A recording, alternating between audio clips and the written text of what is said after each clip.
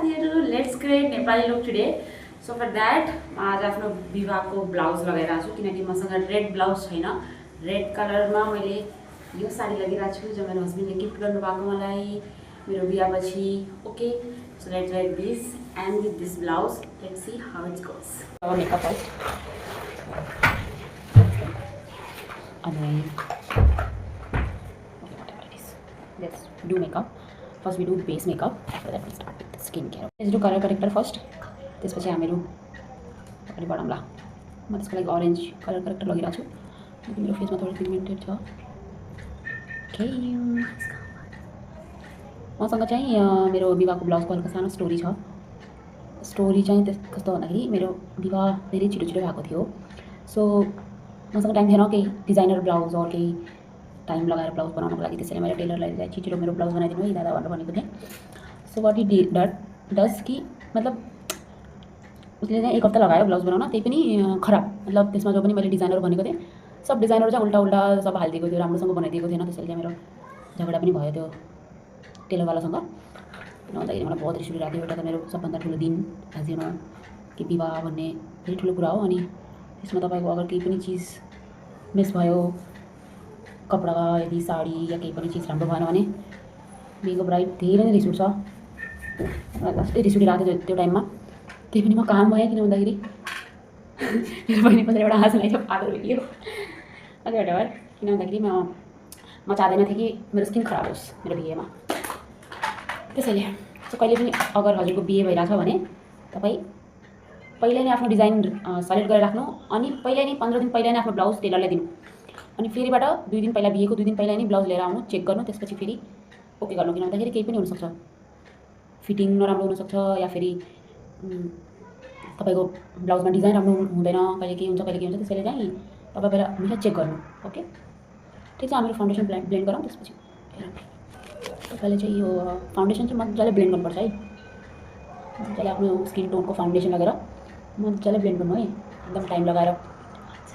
यो रिल्सहरू बनाउन धेरै टाइम लाग्छ तर मान्छेले सपोर्ट गर्दैनन् गाइस, कसैले फलो गर्दैनन् अनि चाहिँ कमेन्ट पनि गर्दैनन् हैन। स्मल क्रिएटरहरूलाई कसैले पनि सपोर्ट गर्दैनन् सुरुमा।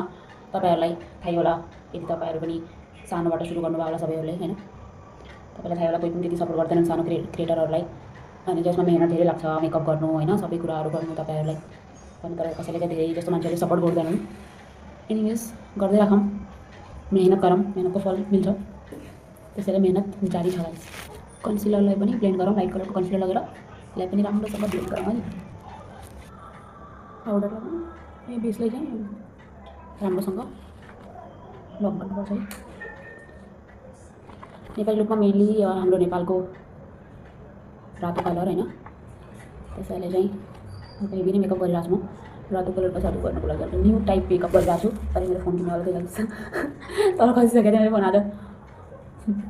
प्लिज हल्का न्यू टाइपको मेकअप, न्यूड मेकअप गर्न हेभी मेकअप गर्नुभन्दा पनि धेरै मेहनत लाग्छ है। त्यो कुरा चाहिँ थाहा पाइराख्नु होला। यदि तपाईहरुलाई केही पनि टिप्स चाहियो मेकअपमा भनेपछि मलाई कमेन्ट गर्नु है। म तपाईहरुलाई टिप्स दिन्छु पर्सनली, मेसेज गर्नु मलाई कमेन्टमा अनि म हजुरलाई रिप्लाई गर्छु अनि हजुरको नम्बर लगेर हजुरलाई भन्छु ल, यदि तपाईहरुलाई केही पनि मेकअप टिप्स चाहिएको छ भनेपछि। ब्लस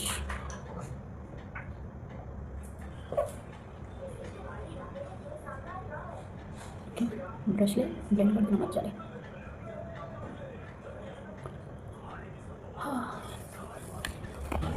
लिक्विड ब्लस चाहिँ भयो हैन। त्यसपछि हामीहरू यो पिङ्क शेडको पाउडर ब्लस लगाउँ थोरै यसको माथिबाट ट्याप गर्नुको लागि। यसले चाहिँ राम्रो पिगमेन्ट दिन्छ है,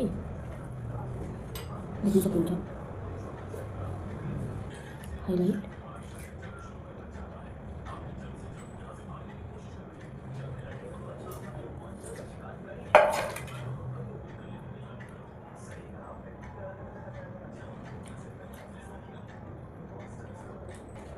स्टार्ट मेकअप चाहिँ ब्राउन शेड लगाएको छु, लाइट ब्राउन शेड यो चाहिँ ब्लेन्ड गरिदिरहेको छु यसमा।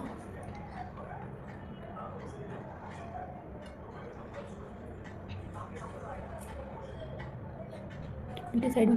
त्यसपछि हल्का हल्का अरू डार्क हल्का light, actually light peach colour लगेर यहाँ चाहिँ माथितिर आइब्रोजको तलतिर ब्लेड गरिदिउँ किनकि हाम्रो आउटफिट रातो छ त्यसैले हामी रातो आई मेकअप गर्दैनौँ किनकि त्यसमा अब ड्रामेटिक लाग्छ तपाईँको आई मेकअप अनि चाहिँ रातो लिपस्टिक रातो सबै कुरा रातो भयो भने लुक राम्रो आउनु है त्यसैले हामी हल्का रातोभन्दा डिफ्रेन्ट आज आई मेकअप चाहिँ गरौँ ल त्यसैले चाहिँ मैले डार्क पर्पल कलर लगाइरहेको छु अनि त्यसलाई चाहिँ यहाँ ब्लेन्ड गरिरहेन जस्ट राखिरहेको छु तपाईँले देखिरहेको लेट्स अप्लाई आइलाइनर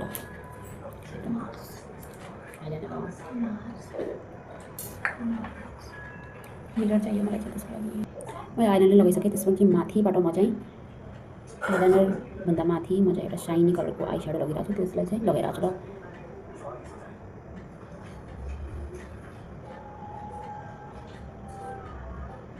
पुरै हाइलाइटको माथि कस्तो लागिरहेको यसको let's apply mascara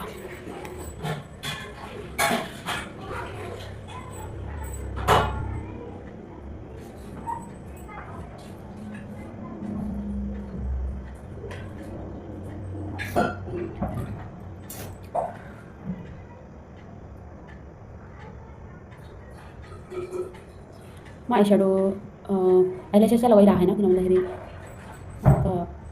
heavy makeup गरेर आएन नर्मल मेकअप गरेर छु त्यसैले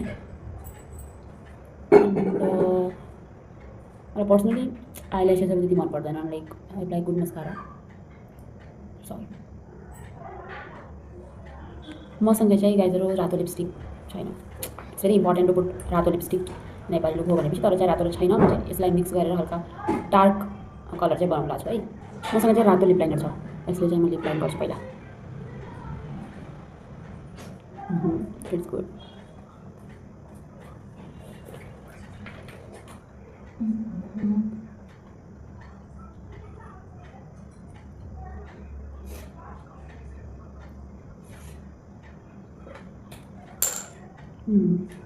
गुड कस्तो लागिरहेको रातो लिपस्टिक म चाहिँ अब यसको माथिबाट लिप ग्लोस लगाउनु लाग्छु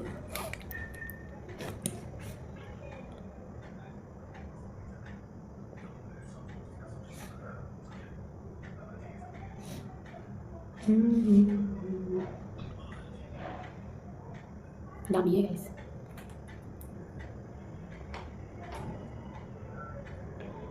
let's wear sari sari and jewellery लगाउँ है मलाई चाहिँ साडी लगाउन आउन गाइस सो म चाहिँ भिडियो हेरेर साडी लगाइरहेको छु अब सो मेरो बिहेको चुडा लगाउनु छु आइम डन दिस साडी मलाई राम्रोसँग साडी लगाउन आउन गाइस हेर्नु सक्नुहुन्छ मेसअप छ यो साडीमा चुडा लगाएर भेटौँ ल यो लुकको चक्करमा गाइसहरू मैले आज खाना पनि थाहा छैन गोइङ टु बी अलमोस्ट 3:30 मैले खाना खाएको छैन है आज मलाई धेरै भोक लागिसक्यो अब चाहिँ 1 घन्टाबाट म यसो गरिरहेको छु त्यसको लागि मैले यो टेम्पल यो लगाउनेवाला छौँ यसका साथ अनि चाहिँ cute earring I mean this earring and this is also मेरो बिहेको गाइस नेपाली हो अनि नेपाली ज्वेलरी हो यस्तो त हुन सक्दैन सो म चाहिँ यो लगाउन आएको छु यसको माथिबाट